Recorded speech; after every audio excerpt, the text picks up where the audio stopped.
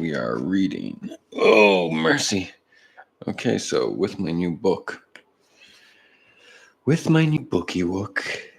have my new phone.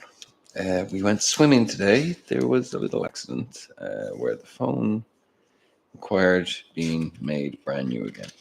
Anyway, it was a lovely water aerobics class today. Thank you, everyone. Happy Monday. Let's use the new phone. Ooh, there's fancy new things with the torch. What is this? What witchcraft and sorcery might this be? Oh, hello. Oh, I like that. I like the 3D graphics. Thank you, Steve Jobs. Okay, well, do we need it like that? We need it like that. That's nice. Now, let us continue. Raju welcomed the entrust something to relieve the loneliness of the palace. Raju welcomed intrusion, something to relieve the loneliness of the palace. Okay. Poetry of some sort. Let us prevail. It is impossible to appreciate the importance of space in the Nadavison record without first taking into account the significance of echoes. However, before beginning a curious examination of their literal and themical presence in the film, echoes reverberating within the word itself need to be distinguished. Generally speaking, echo has two contextive histories, the mythological one and the scientific one. Each provides a slightly different perspective on the inherent meaning of reoccurrence, especially when that repetition is imperfect. To illustrate the multiple resonance found in an echo, the Greeks conjure up the story of a beautiful mountain nymph. Her name was Echo, and she made the mistake of helping Zeus succeed in one of his sexual conquests. Hera found out and punished Echo, making it impossible for her, you little whore. I beg my pardon. I have an audience here. We must prevail. Thank you. May we continue?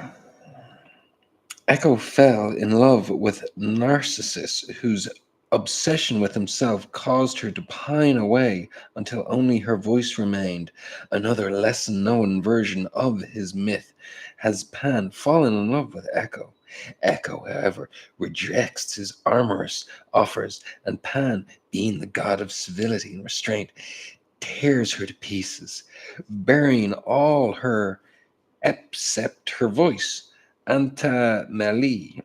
In both cases, ununified love results in the total negation of Echo's body and the near negation of her voice. But Echo is an insurgent. Despite the divine constraints imposed upon her, she still manages to subvert the gods' ruling. After all, her repetitions are far from digital, much closer to analog. Echo colors the words with faint traces of sorrow. The narcissist myth, the acquisition. The Pan myth, never present in the original. The Ovid recognized in his metamorphosis. Holy shit, man. Okay. This is all Latin, I believe. To repeat, her voice has life. Its purpose, a quality not present in the original, relieving how a nymph can return a different, more meaningful revealing how a nymph can return a different and more meaningful story in spite of telling the same story. These nymphs, huh? Eloquently translated by Horace Gregory as, "So she turned away to hide her face, her lips, her guilt, among the trees, even their leaves, to haunt caves of the forest, to feed her love a melancholy sorrow, which sleepless turned her body to a shade, first pale and wrinkled, then a sheet of air, then bones, which some say turned to thin, warm rocks, and her voice remained vanished in forest, far from her usual walks in the hills and valleys. Hers heard all by who call, her voice has life, her metamorphosis by Ovid. Literary marvel Manuel set down compelling passage on his Don Quilles, Part 1, Chapter 9. Much later, a yet untiered discipline of arms had the rare pleasure of meeting the extraordinary Pierre Bernard in a Paris cafe following the Second World War. Reportedly, Bernard, on his distinct distaste for made lines, but never mentioned the passage, and echoed Don Quix he had penned before the war, which had subsequently earned him a fair amount of literary fame. This exquisite variation on the passage by the ingenuous layman is far too dense to unpack here. Suffice to say, Maynard's nuances are so fine they are nearly undetectable. Though talk with the farmer, you will immediately see how haunted they are by sorrow, acquisition, and sarcasm. Exactly. How the fuck do you write about exquisite variation when both passages are exactly the same? I'm sure the late hour has helped add to that dim light in my room, or how poorly I've been sleeping, going to sleep but not really resting. If that's possible, though, let me tell you, sitting alone, awake to nothing else but this odd murmuring, like listening to the penitent pray you know is a prayer, but you miss the words, or better yet, listening to the bitter curse, realizing the whole lot's wrong, been ushered into the world, but still missing the words. Me like that listening to my way by comparing in his way both Spanish fragments, both written out on brown leaves of paper, or no, that's not right, not brown, more like, oh, I don't know. Yes, brown in the fouling light, appearing almost colored, or the memory of a color, somehow violent, and so close to that, or not at all as I just kept reading both pieces over and over again, trying to detect at least a different accent, or in his own, oh, I beg your pardon, in an accent or letter, wanting to detect at least one different accent or letter, getting almost desperate in that pursuit, only to repeatedly discover perfect, simulated. Though how can that be right? If it were perfect, it wouldn't be similar. It would be identical. And you know what? I've lost this sentence. I can't even finish it. Don't know how. Here's the point. The more I focus in on the words, the farther I seem from my room. No sense where either until all of a sudden, along the edge of my tongue towards the back of my mouth, I started to taste something extremely bitter, almost metallic. I began to gag. I didn't gag, but I certainly wish I would. Then I got a whiff of that same something awful I detected outside the shop in the hall, faint as hell at first until I smelled it, and then it wasn't faint at all. A whole lot of rot was suddenly packed up my nose, slowly creeping down my throat, closing it off.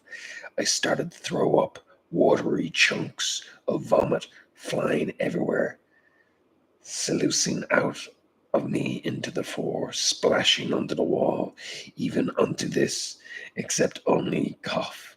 I didn't cough. I lightly cleared my throat, and then the smell was gone, and so was the taste. I got back in my room again, looking around in the dim light, jittery, disoriented, hardly fooled. I put the fragments back in the trunk, walked to the perimeter of my room, glass of bourbon, a token of blunt.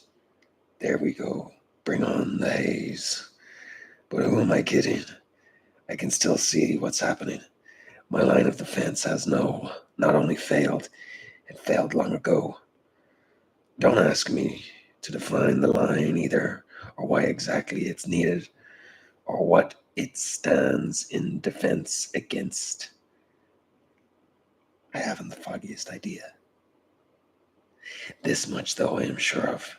I'm alone in hostile territories with no clue why they're hostile or how to get back to safe haven.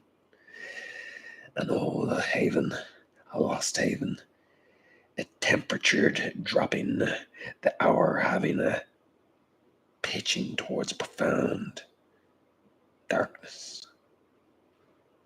While before my idiotic amorc guide lass actually cackles is more like it, lost in his own litany of inside jokes, completely out of his head, out of focus, too zoomless to zin, among other things, having snapped long ago like piano wires, leaving me absolutely no sound way to determine where the hell I'm going. To right now, going to hell seems like a pretty sound bet, which Anthony Boner translates as truth, whose mother is history, who is ravel of time, disproportionality, the deeds, witness of the past, example the lessons, present, warning of the future.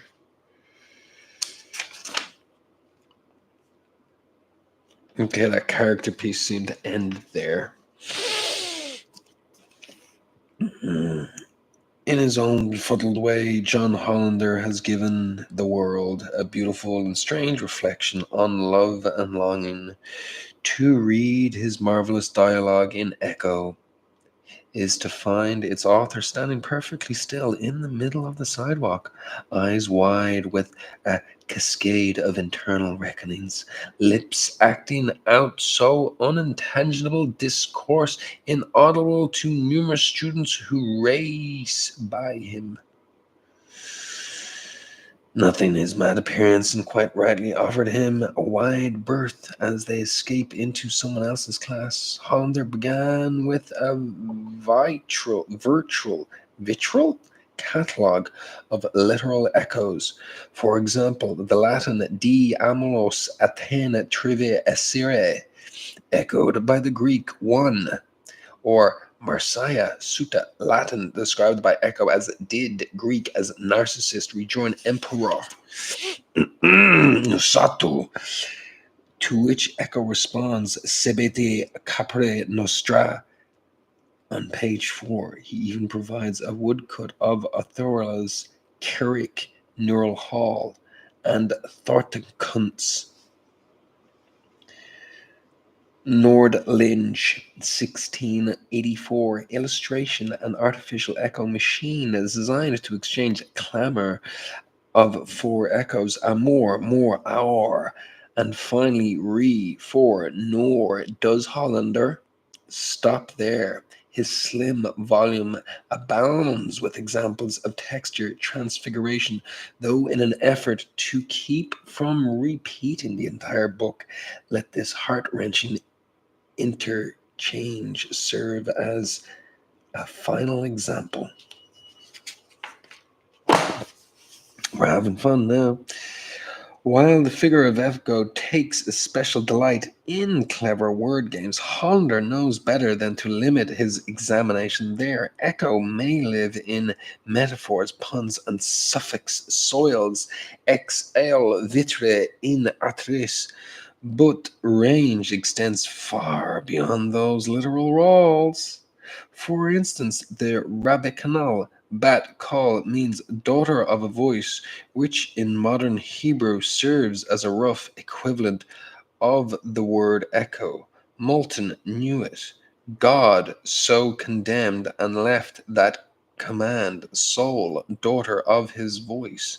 So did Wordsworth, stern daughter of the voice of God, quoting from Henry Reynolds, Metamorphosis, 1632, Hollander Evidence, Religious Appropriation of the Ancient Myth, page 16. This wine is, as before mentioned, libatious, but consent of this other fellow. Kabbalist says, the simhole of the breath of God, the echo, the reflection of the divine breath of Spirit upon us, or as they interpret it, the daughter of the divine voice, which though the bit refined slender it sheds and diffuses through the soul, it justly worth to be revengeance and adored by us. This echo descending upon the Narcissus, or such a Seleu as impurely and vitreously affected, slights and stops his ears to the divine voice, or shuts his heart from divine inspirations.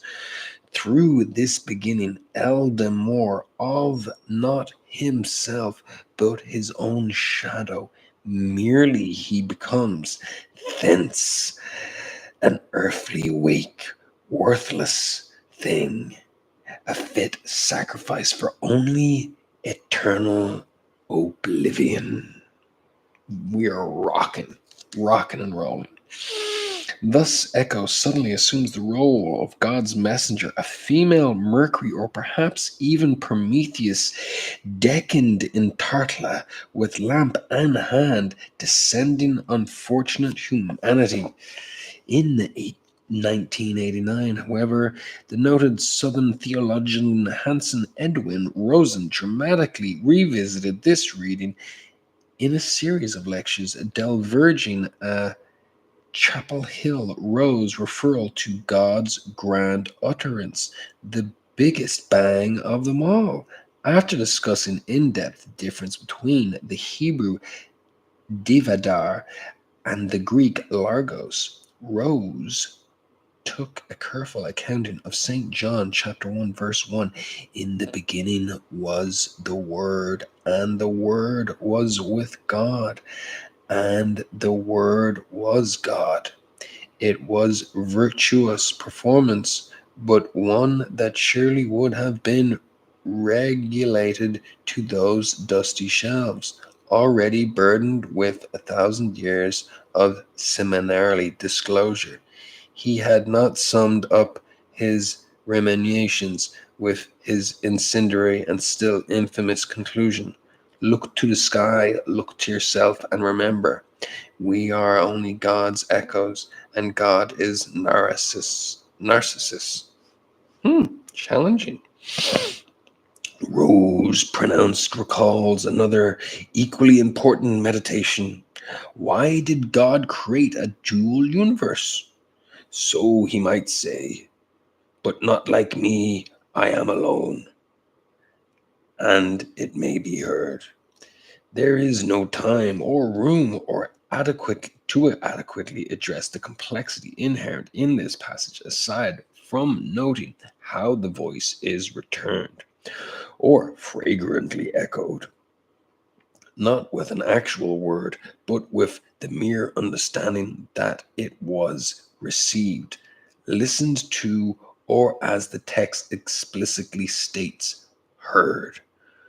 What the passage occludes, no doubt on purpose, is how such an understanding might be attained.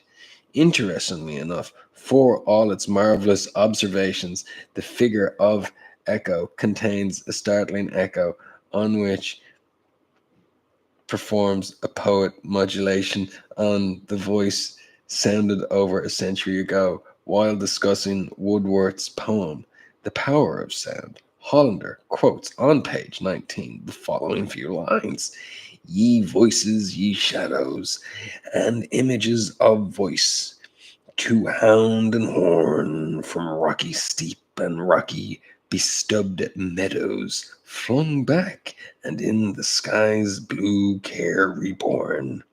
Italics added for emphasis.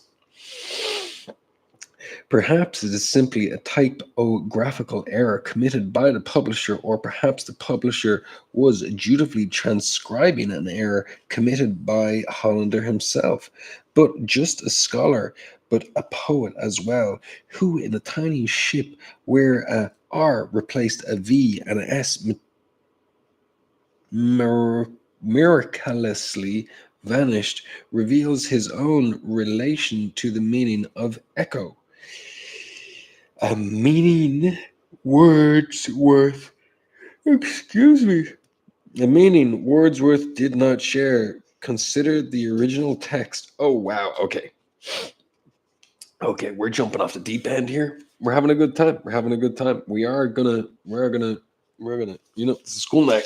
It's a school night. We got to get our memes. Gotta, me. Time to. Oh, my Lord. Okay. Good night. Somehow,